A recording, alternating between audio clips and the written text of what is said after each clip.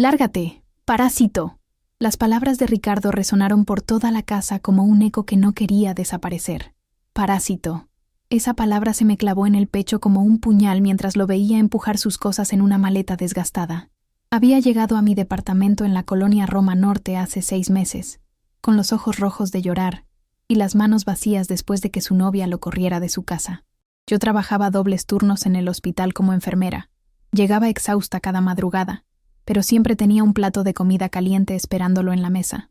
Mi hermano menor, el mismo que solía defender en la escuela cuando los niños se burlaban de sus lentes rotos, ahora me veía como un estorbo en mi propia casa. La discusión había comenzado porque le pedí que ayudara con los gastos. No mucho, solo lo suficiente para cubrir la luz extra que gastaba con sus videojuegos y las cervezas que se tomaba con sus amigos. Mi sueldo apenas alcanzaba para mantener el departamento de 2 recámaras que había elegido pensando que algún día formaría una familia. Ricardo tenía 32 años, 5 más que yo, pero actuaba como si fuera un adolescente rebelde. Había perdido su trabajo en una empresa de marketing digital 3 semanas después de llegar a mi casa, y desde entonces se dedicaba a dormir hasta el mediodía y quejarse de que no encontraba nada que estuviera a su nivel profesional. Mientras recogía sus cosas, murmuraba palabras que no alcanzaba a escuchar completamente, pero el tono era el mismo que usaba nuestro padre cuando bebía demasiado. Esa rabia sorda que se acumula durante años y explota en el momento menos esperado. Me quedé parada en el marco de la puerta de su habitación, viendo cómo doblaba las camisas que yo había lavado y planchado durante todos esos meses. Después de que Ricardo se fue azotando la puerta, me quedé sola en un silencio que nunca antes había sentido tan pesado. El departamento parecía más grande y más vacío al mismo tiempo. Caminé hasta la cocina y vi los platos sucios que había dejado en el fregadero, como si hubiera salido solo por unas horas, y no para siempre. No sabía si sentirme aliviada o destrozada. Durante meses, había cargado con el peso económico de mantener a 2 personas con un solo sueldo, pero también había tenido compañía, alguien con quien compartir las noticias del día, aunque fuera para escuchar sus quejas sobre lo injusta que era la vida con él. Esa noche no pude dormir. Me quedé despierta pensando en todos los sacrificios que había hecho desde que nuestros padres murieron en ese accidente hace 8 años. Yo tenía 19 y él 24. Pero de alguna manera me convertí en la responsable de cuidarlo. Dejé la universidad a medias para trabajar y poder mantenerlo mientras él terminaba su carrera. Ricardo nunca supo que vendí el anillo de compromiso de mamá para pagar su último semestre. Nunca supo que trabajé turnos extra durante 3 años para cubrir sus gastos de graduación y ayudarle a conseguir su primer trabajo. Pensé que cuando se estabilizara, me ayudaría a regresar a estudiar psicología, pero esos planes se fueron desvaneciendo como humo en el aire. La ironía era que él me veía como la hermana exitosa, la que tenía trabajo estable y casa propia, sin saber que todo lo que tenía se lo había dado por cuidar de él primero. Mi departamento no era grande ni lujoso, pero era mío. Lo había conseguido con un crédito que aún estaba pagando, trabajando noches enteras en el hospital para cubrir los pagos mensuales. 3 días después del grito de Ricardo, recibí una llamada que lo cambió todo. Era doña Carmen, la casera del edificio donde él había conseguido un cuarto rentado en la colonia Doctores. Su voz sonaba nerviosa, casi apenada por tener que hacer esa llamada. Ricardo no había pagado ni el primer mes de renta. Le había dicho que su hermana enfermera se haría cargo de todo, que era solo cuestión de días. Doña Carmen había esperado pacientemente durante 2 semanas, pero ya no podía seguir esperando. Cuando colgué el teléfono, sentí una mezcla de rabia y decepción que me revolvió el estómago. No solo me había gritado y llamado parásito, sino que además había estado usando mi nombre para conseguir lugares donde vivir sin tener con qué pagar. Mi reputación, construida con años de trabajo honesto y pagos puntuales, la estaba usando como garantía para sus mentiras. Una semana después, mientras revisaba mis estados de cuenta bancarios, descubrí algo que me heló la sangre. Había retiros de dinero que no recordaba haber hecho. Pequeñas cantidades, 50 o 100 pesos, pero sumaban casi 3,000 pesos en los últimos 2 meses. Mi tarjeta de débito estaba en mi cartera, pero recordé que Ricardo sabía mi NIP porque una vez le pedí que retirara dinero para mí cuando estaba trabajando. La traición se sintió peor que todas sus palabras juntas. Mientras yo trabajaba turnos extra para cubrir los gastos de la casa, él había estado robándome dinero de mi cuenta. Dinero que yo necesitaba para mis propios gastos, para el pago de mi departamento, para mi futuro. Si esta historia te está tocando el corazón como me tocó a mí vivirla, si has sentido esa traición de alguien que amas, dale like a este video y suscríbete al canal, porque historias como esta necesitan ser contadas, necesitan ser escuchadas. Tu apoyo me ayuda a seguir compartiendo estas experiencias que todos, de alguna manera, hemos vivido. Llamé al banco inmediatamente y cancelé mi tarjeta. La ejecutiva me explicó el proceso para reportar el robo, pero cuando me preguntó si conocía al responsable, me quedé en silencio. Sí lo conocía. Era mi hermano. Era la persona en quien más había confiado durante 8 años. Esa noche llamé a mi tía Esperanza, la hermana mayor de mi mamá, la única familia que nos quedaba. Le conté todo, los gritos, las mentiras, el dinero robado. Esperaba que me dijera que estaba exagerando, que Ricardo solo estaba pasando por un mal momento, pero su respuesta me sorprendió. Mi tía me contó que Ricardo la había llamado 2 semanas atrás, pidiéndole dinero prestado. Le había dicho que yo estaba enferma y que necesitaba ayuda para los gastos médicos.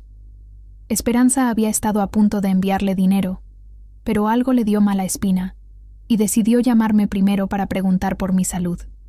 La imagen que tenía de mi hermano se desmoronaba pedazo por pedazo. No era solo que estuviera pasando por una mala racha, era que había decidido usar y lastimar a las personas que más lo queríamos para mantener una vida que no podía costear. Los siguientes días fueron los más difíciles de mi vida. Cada vez que sonaba mi teléfono, pensaba que sería Ricardo llamando para disculparse o para pedir ayuda. Pero las llamadas nunca llegaron. Era como si hubiera desaparecido de mi vida tan fácilmente como había aparecido 6 meses atrás. En el hospital, mis compañeras notaron que algo me pasaba. Lupita, que trabajaba conmigo en el turno nocturno, se acercó una madrugada mientras tomábamos café en la sala de descanso. No le conté todos los detalles, solo que había tenido problemas familiares, pero ella entendió más de lo que expresé con palabras. Me contó su propia historia con su hijo mayor, que había desarrollado problemas con las drogas y había robado todo lo que pudo de su casa antes de desaparecer. Lupita había aprendido la lección más difícil de su vida, que amar a alguien no significaba permitir que te destruyera. Sus palabras me ayudaron a entender que lo que estaba sintiendo era normal, la culpa, la tristeza, pero también el alivio de no tener que cargar con los problemas de otra persona. Durante años había puesto la vida de Ricardo antes que la mía, y nunca me había dado cuenta de lo agotador que era vivir así. Una tarde, mientras caminaba por el Parque México después del trabajo, me di cuenta de algo. No había pensado en dinero en varios días. Por primera vez en meses, mis gastos cuadraban con mis ingresos. No tenía que preocuparme por si había suficiente comida para 2, o por si alguien había dejado las luces prendidas todo el día. Mi departamento se había vuelto un refugio real, no un lugar donde tenía que esconder mi cansancio para no preocupar a alguien más. Podía llegar del hospital y simplemente descansar, sin tener que escuchar quejas sobre lo difícil que estaba encontrar trabajo o lo injusto que era el mundo. 2 meses después, mientras hacía las compras en el mercado de Medellín, vi a Ricardo de lejos. Estaba parado junto a un puesto de frutas, discutiendo con el vendedor. Se veía más delgado y su ropa estaba arrugada, pero lo que más me impactó fue su expresión. Ya no tenía esa arrogancia que había mostrado el día que se fue de mi casa. Mi primer instinto fue acercarme, preguntarle cómo estaba, ofrecerle ayuda, pero algo me detuvo. Recordé las palabras de doña Carmen sobre dejar que las personas enfrenten las consecuencias de sus decisiones. Recordé la voz de Lupita hablando sobre el amor que destruye en lugar de construir. Me quedé observando desde la distancia mientras Ricardo caminaba entre los puestos. Parecía estar buscando algo barato para comer, contando monedas en su mano. Una parte de mí se partía al verlo así, pero otra parte más fuerte sabía que acercarme sería volver a caer en el mismo patrón destructivo. Si has llegado hasta aquí en esta historia, es porque algo de esto resuena contigo. Tal vez tú también has tenido que tomar decisiones difíciles con familia. Si es así, no olvides darle like y suscribirte, porque tu historia también importa. Compartir estas experiencias nos ayuda a todos a sentirnos menos solos en nuestras luchas. En lugar de seguirlo, te Terminé mis compras y regresé a casa. Esa noche preparé mi cena favorita, algo que nunca hacía cuando Ricardo vivía conmigo porque a él no le gustaba. Me senté en mi sala, viendo una película que había querido ver durante meses, y por primera vez en mucho tiempo me sentí completamente en paz. Al día siguiente llamé a mi tía Esperanza para contarle que había visto a Ricardo. Ella me confesó que él la había vuelto a llamar la semana anterior, esta vez pidiendo dinero para comer. Esperanza le había ofrecido ayuda, pero con condiciones: que consiguiera trabajo, cualquier trabajo, y que se disculpara conmigo por todo lo que había hecho. Ricardo había colgado el teléfono sin responder. Mi tía me dijo que se sentía mal por no ayudarlo, pero que había aprendido de mi experiencia, que a veces la ayuda se convierte en una trampa tanto para quien la da como para quien la recibe. Sus palabras me confirmaron que había tomado la decisión correcta. Por primera vez en 8 años, había puesto mis necesidades primero, y el mundo no se había acabado. Al contrario, había comenzado a florecer de maneras que nunca imaginé.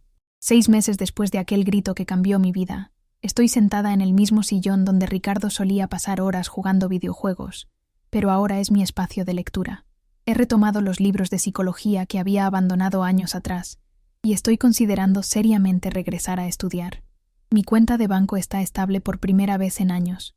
He podido ahorrar dinero, algo que parecía imposible cuando mantenía a 2 personas. Incluso me di el lujo de comprar plantas para mi sala y remodelar un poco mi recámara. La casa se siente más mía que nunca. Hace 3 semanas, Ricardo finalmente me llamó. Su voz sonaba diferente, más humilde, más cansada. No me pidió dinero ni un lugar donde quedarse. Solo quería disculparse.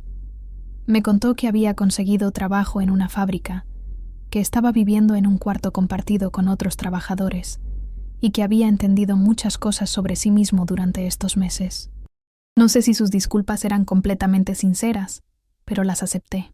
No porque quisiera volver a tenerlo en mi vida como antes, sino porque necesitaba cerrar ese ciclo de dolor para poder seguir adelante.